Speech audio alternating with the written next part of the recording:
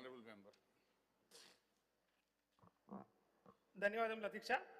ముఖ్యంగా మొదటగా నూతన మండలి భవనంలోకి వచ్చినందుకు మీ కృషి అదేవిధంగా ప్రభుత్వానికి ప్రత్యేక ధన్యవాదాలు తెలియజేస్తూ, ఆటోమేటెడ్ టెస్టింగ్ స్టేషన్లు అనేటివి వాహనాల ఫిట్నెస్ పరీక్షలను ఆధునిక పద్ధతిలో నిర్వహించే కేంద్రాలు.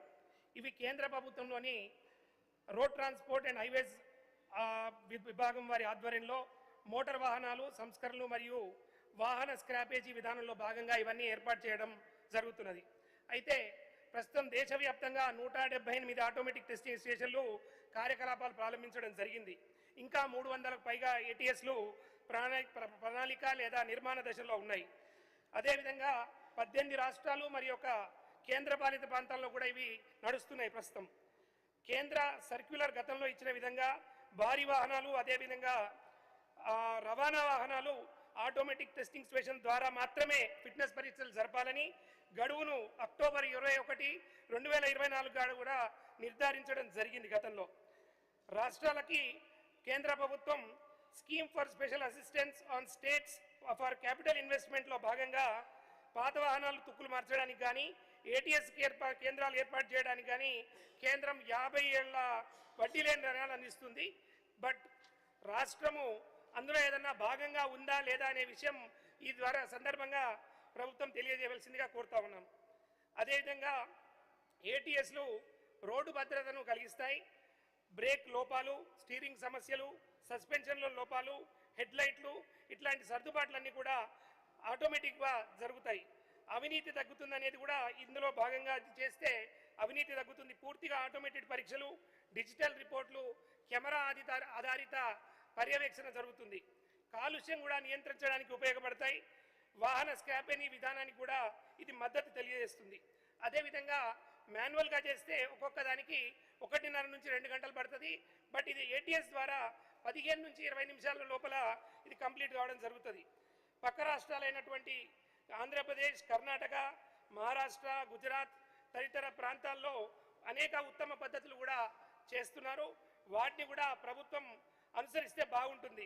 ముఖ్యంగా ఆంధ్రప్రదేశ్ లాంటి రాష్ట్రాల్లో పబ్లిక్ ప్రైవేట్ పార్ట్నర్షిప్లో విధానంలో దాదాపు 15-20 ఏర్పాటు చేసినట్టు తెలుస్తుంది. హెవీ వెహికల్స్కి, రైట్ వెహికల్స్కి వేరే టెస్టింగ్ లైన్లు ఏర్పాటు చేయడం, డిజిటల్ డేటా సమీకరణ చేసి అనుసంధానం చేయడం, సీసీ ఆధారిత పర్యవేక్షణ చేయడం కూడా ముఖ్యమైన అంశం.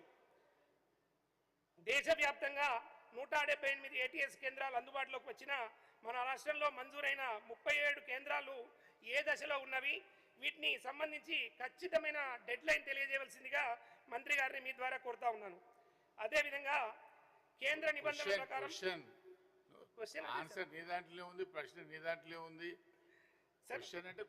ఎప్పటిలోపల డెడ్ లైన్ అడుగుతున్నా సార్. నేను ఎప్పటిలోపల కంప్లీట్ చేస్తారు 37 అనేది డెడ్ లైన్ అడుగుతున్నాను. కేంద్ర నిబంధనల ప్రకారం ఏటీఎస్ అనేది తప్పనిసరి సార్. కానీ మన రాష్ట్రంలో తగినన్ని కేంద్రంలో లేకపోవడం వల్ల లారీలు, బస్సుల యజమానులు జరిమానాలు ఎదుర్కొంటున్నారు. వీటికి ఏమన్నా సడలింపు ఇస్తారనేది మీ ద్వారా మంత్రి గారిని కోరుతా ఉన్నాను. 37 కేంద్రాలు పీపీపీలో ఏమన్నా ప్రపోజ్ చేస్తున్నారనే విషయాన్ని కూడా మీ ద్వారా అడుగుతున్నాను.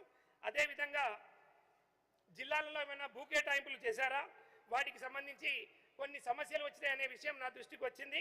వాటిని అధిగమించడానికి ప్రభుత్వం ఏం చర్యలు తీసుకుంటున్నది అది విషయము. అదేవిధంగా ఈ ఏర్పాటు చేస్తున్నటువంటి ఏటీఎస్ కేంద్రాలలో వినియోగదారులకు మౌలిక సదుపాయాలు కల్పించడానికి ఏం చర్యలు తీసుకుంటున్నారు, అదేవిధంగా వాహన్ 4 పోర్టల్తో మన రవాణా శాఖ అనుసంధానం చేయడం జరిగిందా, దాని డీటెయిల్స్ చెప్పాలి.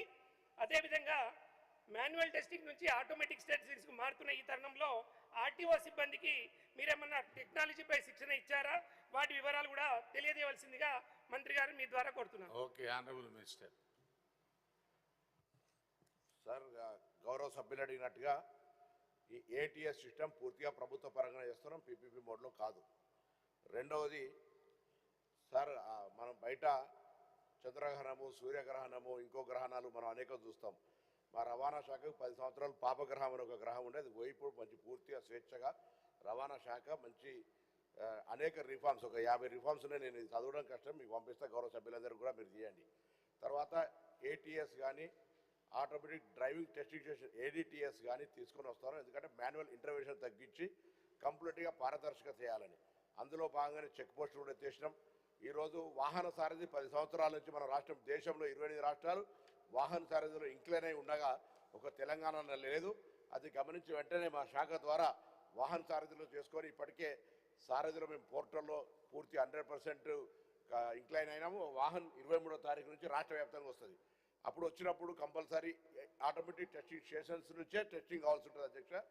దానికి సంబంధించి ఎక్సెప్షన్ తీసుకున్నాం. ఇప్పుడు మాన్యువల్గా ఎవరు కూడా వాహనాలకు టెస్టింగ్కి సంబంధించినటువంటి ఎన్ఓసి చేయడానికి ఎక్కడ ఇబ్బంది లేదు.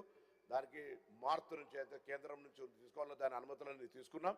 తొందరలో వాహన సారథికి ఇంటిగ్రేటెడ్ చేయడంతో పాటుగా ఏటీఎస్లు ఏర్పాటు చేయడము, ఏడిటిఎస్లు ఏర్పాటు చేయడము, ఈ విధంగా రవాణా శాఖను పూర్తి స్థాయిలో ప్రజలకు మెరుగైన సేవలు అందించే విధంగా అది కూడా మాన్యువల్ ఇంటర్వెన్షన్ 100% తగ్గించి ఇప్పుడు కొత్తగా మీరు చూస్తూ ఉన్నారు. ఇవాళ ఎంతో పబ్లిక్ కన్వీనియంట్గా షోరూమ్లలోనే రిజిస్ట్రేషన్ వాహనం కొనుగోలు చేసిన తర్వాత మళ్ళీ వాహనం తీసుకొచ్చి ఆర్టీఓ ఆఫీసులో చూపెట్టేటువంటి అవసరం లేకుండా ఒక రిఫార్మ్ తీసుకొచ్చినాం.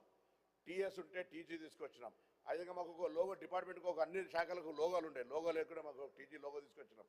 అదేవిధంగా ఈరోజు రవాణా శాఖ తరఫున రోడ్డు సేఫ్టీకి సంబంధించి జిల్లా కౌన్సిల్స్లో జిల్లా కలెక్టర్ల తరఫున ఎవ్రీ 100 days మీటింగ్ పెట్టాలి. లేకపోతే వాళ్ళకి సంబంధించిన రికార్డులు ఉంటుందని కలెక్టర్స్ కాన్ఫరెన్స్ చీఫ్ మినిస్టర్ గారు చెప్పి రోడ్ సేఫ్టీని అత్యంత ప్రాధాన్యత తీసుకున్నాం. అంటే ఈ ప్రభుత్వము ట్రాన్స్పోర్ట్ డిపార్ట్మెంట్కు సంబంధించి ఎన్ని రకాల రిఫార్మ్ తీసుకురావాలో అన్ని రకాల రిఫార్మ్స్ తీసుకొచ్చి డ్రైవర్లకు కానీ ఇతరత్ర వాళ్ళందరికీ కూడా మధ్యలో ట్రైనింగ్ ఇస్తాను. వారు అడిగినట్టుగా రవాణా శాఖ సిబ్బందికి మొన్నటిసారి ఏఎంవిఎల్ కొత్తగా రిక్రూట్ అయితే 15-20 రోజులు ట్రైనింగ్ ఉంటుండే అధ్యక్ష. ఈసారి 6 నెలల ట్రైనింగ్ను పోలీస్ రిక్రూట్మెంట్ బోర్డు ట్రైనింగ్ సెంటర్లో ఇచ్చి ఫుల్ ట్రైనింగ్ తోటి పాస్అవుట్ పర్యటన చేసే విధంగా వాళ్ళకి అన్ని రకాల మారిన న్యాయ చట్ట దాని ప్రకారంగా భారత శిక్షణ దానికి సంబంధించి అన్ని రకాల మోటార్ వెహికల్ యాక్ట్కి సంబంధించి ఫెడరల్ సిస్టంలో కేంద్రము రాష్ట్రానికి సంబంధించి కాబట్టి అన్ని రకాల చర్యలు తీసుకుంటాను.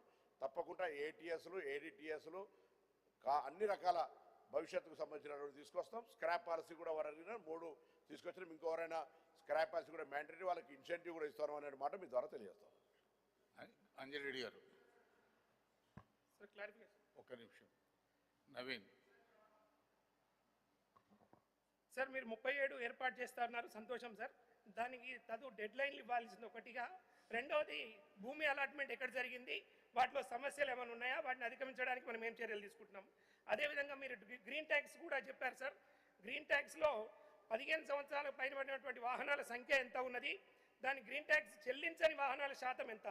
రెండవది మనం అదేవిధంగా గ్రీన్ ట్యాక్స్ చెల్లించని వాహనాలు ఏమైనా సీజ్ చేశామా, వాటి వివరాలు. అలాగే గ్రీన్ ట్యాక్స్ను ఒక ప్రత్యేకమైనటువంటి నిధిగా ఏర్పాటు చేయాలనే ఒక నిబంధన ఉన్నది, దాంట్లో ఎంత ఉన్నది, దాన్ని దేనికి ఉపయోగించాలనే విషయం కూడా తెలియజేయవలసిందిగా కోరుతా ఉన్నాను. అంజలి రెడ్డి గారు